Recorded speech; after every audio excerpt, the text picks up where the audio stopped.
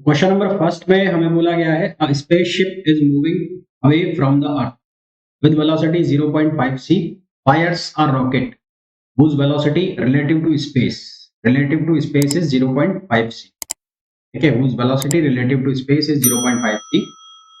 तो हमें इसकी वेलोसिटी बतानी है अवे फ्रॉम द अर्थ और टुवर्ड्स द अर्थ। दो कंडीशन दी हुई है। Calculate velocity of rocket as observed from the earth. Earth से ऑब्जर्व करने पर वेलोसिटी हमें बतानी है रॉकेट। तो देखो, इन क्वेश्चंस को करने के लिए तो आप क्या करो, इनका फ्रेम आप कंसीडर करो। एक फ्रेम हो गया एस जो रेस्ट में, एक फ्रेम हो गया एस प्राइम जो मूविंग है, किसके रेस्पेक्ट में, एस के रेस्पेक्ट में वी वेलोसिटी से मूविंग। एक फ्रेम आप कंसीडर करो, ए फ्रेम कंसीडर करो, कुछ भी कर लो, ए बी सी जो आपको अच्छा लगे। और ये जो ए फ्रेम है इसके वेलोसिटी कंपोनेंट आप लिख दो u x prime, u y prime और यू जेड प्राइम। ये किसके रेस्पेक्ट में, ये एस प्राइम के रेस्पेक्ट है ना, तो ये किसके रेस्पेक्ट में, with respect to S prime. और ए के component u x, u y और यू जेड वो किसके रेस्पेक्ट में, एस के रेस्पेक्ट।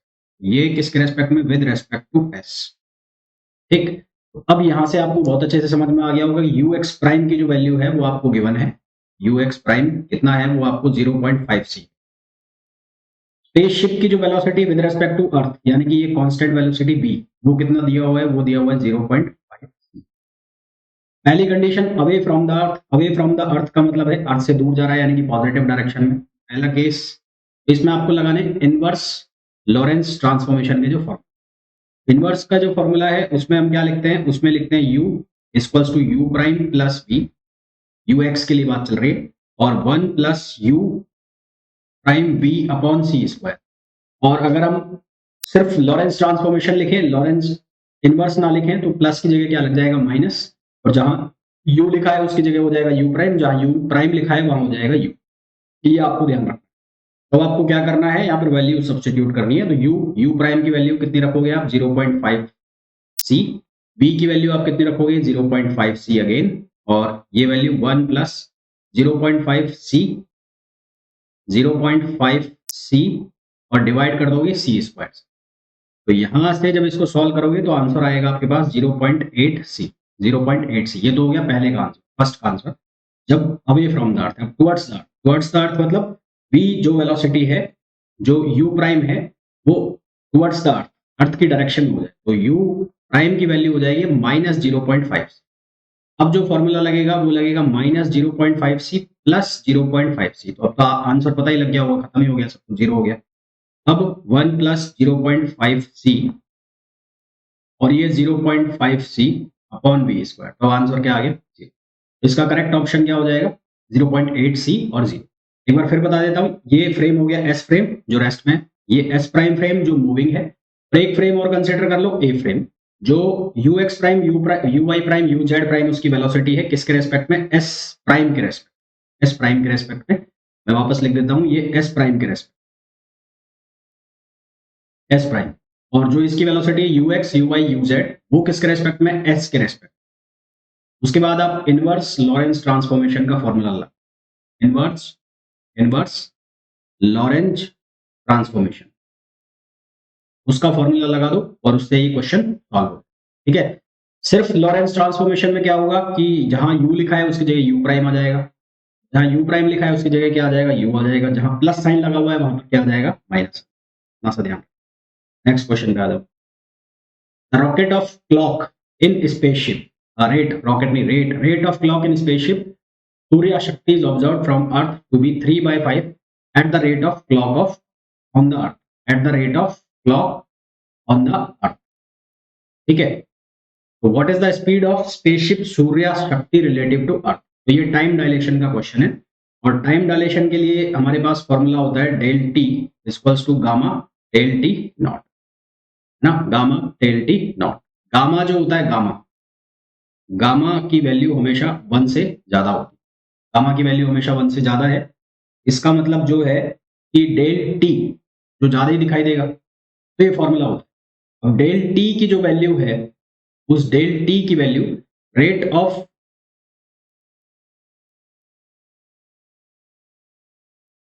जो डेल टी नॉट की वैल्यू है, rate of clock in spaceship Surya Shakti is observe from the to be 3/5 at the rate of clock on earth. Rate of clock on earth की 3/5 दिखाई देगी, rate of clock on earth, है ना? तो del T और rate of clock on earth, तो ये कितना बनेगा? ये बनेगा 5/3। तो del T nought on del T equals to, ये कितना हो गया? 5/3, 3/5 del T upon del T not. तो ये रेशो बनेगा हमारा कितना? 5/3 ना। ये रेशो कितना बनेगा? 5/3। Rate of clock in spaceship, spaceship से देखा जा रहा है। Spaceship Surya Shakti is observed from the earth surface.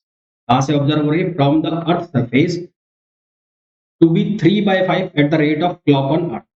Rate of clock on earth की 3/5, ठीक है? तो टाइम डायलेशन जो होता है, टाइम डायलेशन तो क्या होता है? ज्यादा होता है। तो del T upon del T nought, इसकी वैल्यू कितनी हो जाएगी? 5/3। Del T upon del T not की वैल्यू कितनी हो जाएगी? 5/3। तो यहां से del T upon del T nought, ये हो गया गामा। गामा किसके बराबर हो गया? गामा बराबर हो गया 1, ये वापस,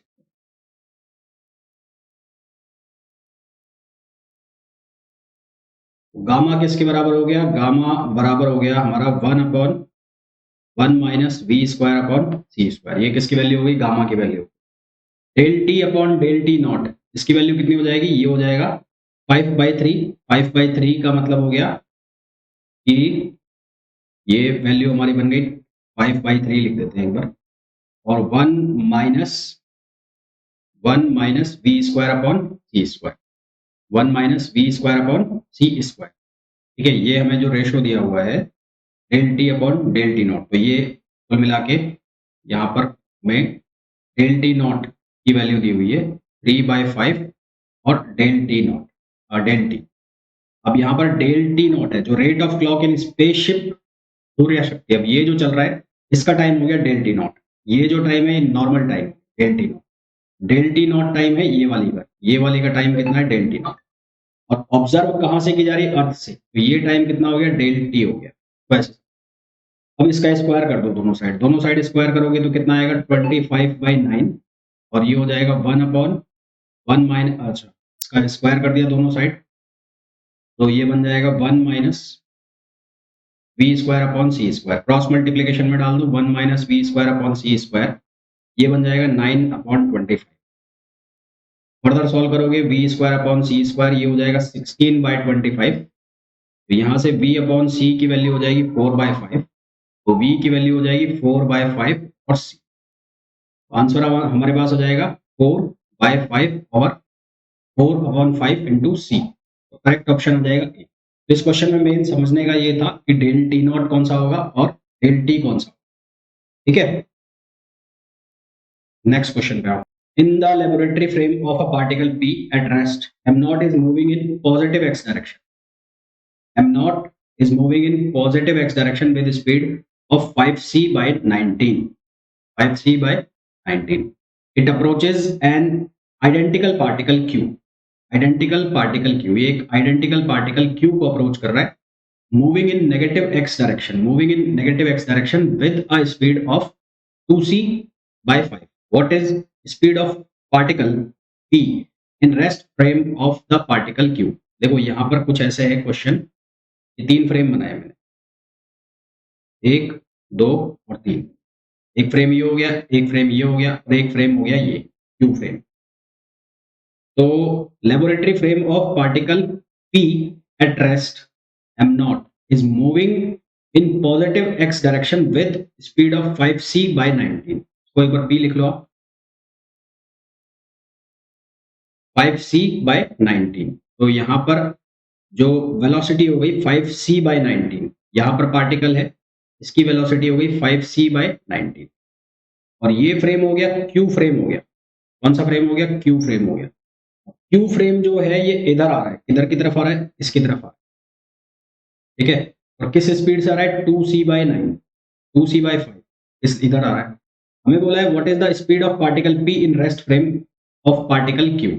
अब इसको रेस्ट में मानते हुए यहां से स्पीड देखनी है, तो ये अगर 2c/5 से इधर आ रहा है, इसको रेस्ट में मान ले, तो यहाँ पर जो बैठा है उसको क्या दिखेगा कि ये वाला फ्रेम इसकी तरफ आ रहा है, किससे आ रहा है? 2c/5 से। इससे आ रहा है 2c/5 से, तो यहाँ कांस्टेंट वेलोसिटी जो हो गई वो कितनी हो गई? 2c/5। और पार्टिकल की जो स्पीड है यू एक्स प्राइम वो कितना हो जाएगा, वो हो जाएगा 5c/19। कितना हो जाएगा 5c/19। अब फॉर्मूला लगा दो, तो u equals to u prime plus v upon 1 plus u prime v upon C square.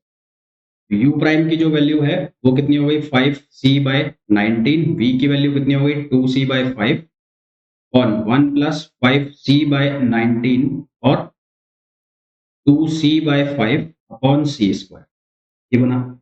इसको हम सॉल्व करेंगे तो यहां से हमारे पास वैल्यू आएगी 3/5c। कितनी वैल्यू आएगी 3/5c। तो हमारे पास जो डिजायर्ड आंसर है वो क्या हो जाएगा, ये आंसर। ठीक, नेक्स्ट क्वेश्चन पे आइए। The mass of moving particle is 2m naught by 3 where m naught is rest mass, then what is linear momentum? तो m बराबर होता है m naught on 1 minus v square over c square। m की value कितनी दी हुई है 2m naught on under root 3 और ये हो गया m naught on under root 1 minus v square upon c square। m naught से m naught कैंसिल हो गया, दोनों साइड करो स्क्वायर तो ये हो जाएगा 4/3 और ये हो जाएगा 1 minus we square upon C square. Cross multiply कर दो 1 minus we square upon C square, ये हो जाएगा 3/4। V square over c square ये बन जाएगा 1 माइनस 3/4 यानी कि 1/4, ये बनेगा और कुछ बनेगा, यही बनेगा। उसके बाद यहाँ से वेलोसिटी हमारे पास निकल जाएगी जो कि कितनी आ जाएगी c/2। हमें क्या निकालना है, मोमेंटम। तो मोमेंटम जो होता है वो क्या होगा, मोमेंटम m इंटू वी, इसको हम लिखेंगे m nought 1 minus we square upon C square और वी। वी की जो वैल्यू आ गई है वो यहाँ पर सब्सटीट्यूट कर देंगे, m nought 1 minus c square से सी स्क्वायर कैंसिल हो जाएगा, ये बनेगा 1/4 और यहाँ पर हो जाएगा 1/2c। इसको जब सॉल्व करेंगे तो हमारे पास आंसर आएगा m naught c upon root m naught c upon root 3 जो कि ऑप्शन हो जाएगा। नेक्स्ट क्वेश्चन पे आइए। A distant galaxy, a distant galaxy in constellation Hydra is receding from the Earth at 6.12 into 10 power 7 meter per second by how much is a green spectral line of wavelength 500 nanometer emitted by this galaxy shifted towards the red? देखो ये है Doppler effect का question. Doppler effect of light. तो हमें wavelength बतानी है, तो wavelength के लिए लैम्डा नॉट दो तरह की होती है, एक होती है ट्रांसवर्स लॉन्गिट्यूडनल। तो लॉन्गिट्यूडनल का केस है, उसमें भी दो केस बनते हैं, एक इन डायरेक्शन और एक opposite direction.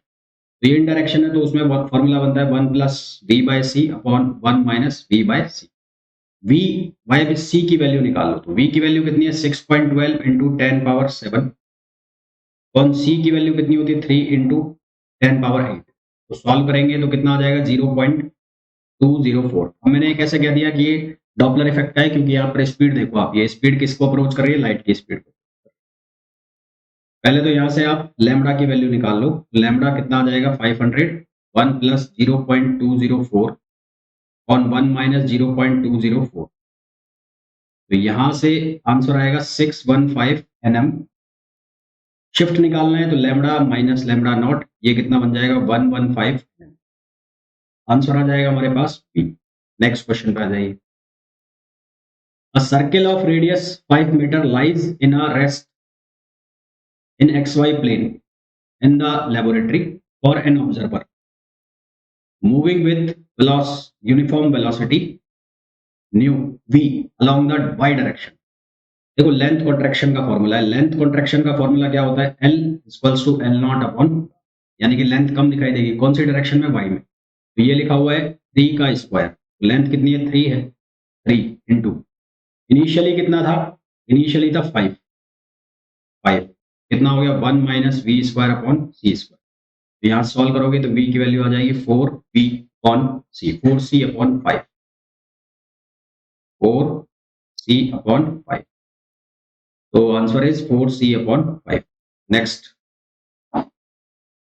two particles each of rest mass m collides head on stick together. Before collision the speed of each mass was 0.6 times। तो स्पीड से सेम है, मास सेम है, तो momentum before and after zero होगा। Momentum before and after 0। तो हम क्या करेंगे, एनर्जी कंजर्वेशन लगाएंगे। क्या लगाएंगे यहाँ पर, energy conservation.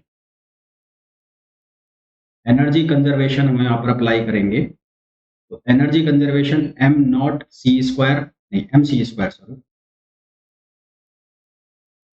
M C square और एम सी स्क्वायर, और दोनों का मास कंबाइंड हो जाता है, तो इसको लिख दिया मैंने m1 और सी स्क्वायर। इसको मैं लिख लूंगा m naught 1 minus we square over c square plus m naught on 1 minus we square over c square और m1 सी स्क्वायर। इसको आप सॉल्व करेंगे तो ये बन जाएगा 2m0 c square upon 1 minus 0.6 time, तो c से c कैंसिल हो जाएगा, ये बन जाएगा 0.36, और यहाँ से m सी स्क्वायर m1, सी स्क्वायर से सी स्क्वायर कैंसिल हो जाएगा 0.36, 1 माइनस 0.36 0.64, और उसका रूट करोगे तो 0.8, 0.8 को काटोगे 2 से 0.4। तो इसको जब हम सॉल्व करेंगे तो यहाँ से हमारे पास m1 की जो वैल्यू आएगी वो आएगी 5m/2। करेक्ट आंसर हमारे पास आ जाएगा सी। नेक्स्ट क्वेश्चन पे आ जाओ।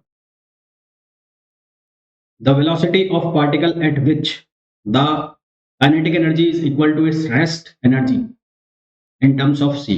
काइनेटिक एनर्जी जो है वो इसकी रेस्ट एनर्जी के इक्वल है, ये गिवन है। वेलोसिटी बतानी है, कैसे करोगे, हमारे पास एनर्जी का जो फॉर्मूला होता है वो होता है K E plus m naught सी स्क्वायर। ठीक है, K E plus m naught सी स्क्वायर, तो के ई इक्वल हो गया एम सी स्क्वायर माइनस एम नॉट सी स्क्वायर। के ई जो है वो किसके बराबर है, एम नॉट सी स्क्वायर, एम सी स्क्वायर माइनस एम नॉट सी स्क्वायर, तो ये बन जाएगा 2m0 c square equals to m C square.